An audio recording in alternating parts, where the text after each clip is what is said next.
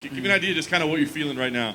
Honestly, it's so surreal, especially walking out of that cage and seeing Dana White there and knowing that he just seen the performance I put on. It's like a dream come true, man. It doesn't even feel real yet.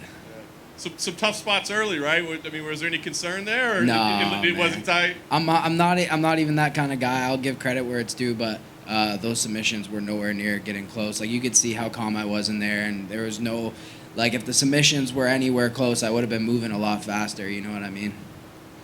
Getting to finish the way you did, what did you think? Did you think, I mean, obviously it was some damage that you did, but yeah. I mean, were you concerned, like, oh, that's not the way I wanted the fight to end, that's not going to get me the deal? Well, the way I finished that round, I was on top dominating, obviously, so it was kind of bittersweet to see that he was injured or whatever it was. I hope he recovers fast and I hope he gets better, but I feel like he just couldn't take the pressure. He couldn't take the strikes that I was giving him on top, because I feel like that's one of my best attributes is when I get on top and start doing damage. I'm not the kind of guy who's just going to lay there and hope for a decision. I go and try to do damage every time. I'm going to be coming with elbows or coming with hands every time.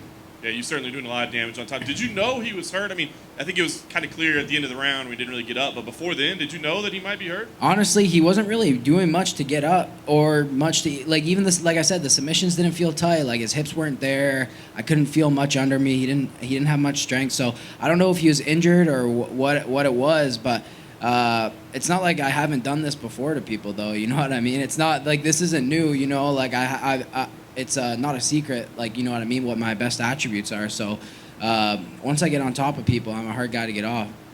I know there's a lot of people that are high on your talents and your future. So what's the plan from here? I mean, obviously the goal is to get to the UFC. I mean, do you want to fast track to the top of the division? Do you feel like you're still developing? I mean, what's the plan from here? Hey, man, I'm only 22 years old. I got 15 pro fights. I'm pretty experienced. I feel like I'm ready to fight some of the top level guys now, but I have no problem, you know what I mean, taking steps into getting my career. I'm not in a rush at all. I feel I can see myself in this sport for a long time.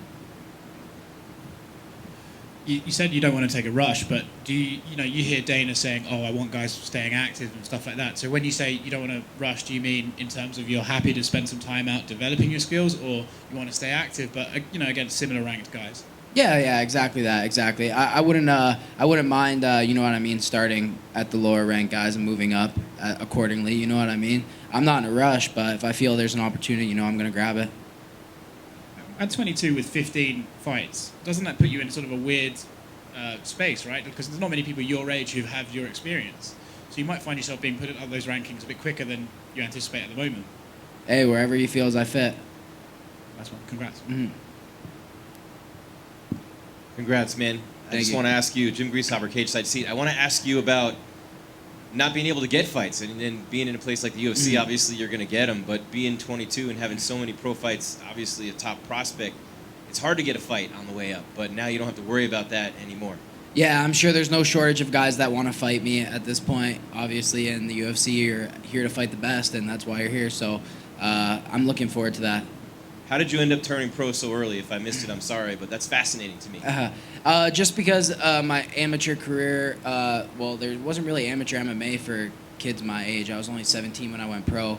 So when I went, I just felt like I was just like so much above like the level, you know what I mean? There was the people I was training with in the gym. I was training with high-level pros already at that age. I was doing well against them, and there was you can develop through the pro ranks too, you know what I mean? So that's basically what we did. To have that opportunity to do that at such a young age is one thing, but to have the maturity to handle it is another. What would you say is your biggest strength in that regard on the mental side that gives you an edge over most people so young and at your age in the game?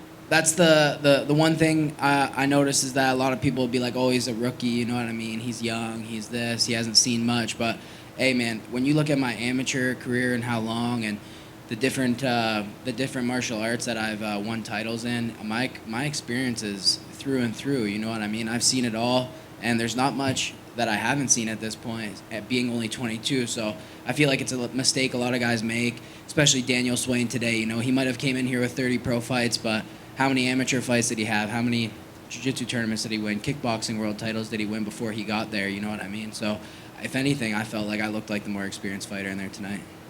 All right, man. Congrats. Thank you. Thank you.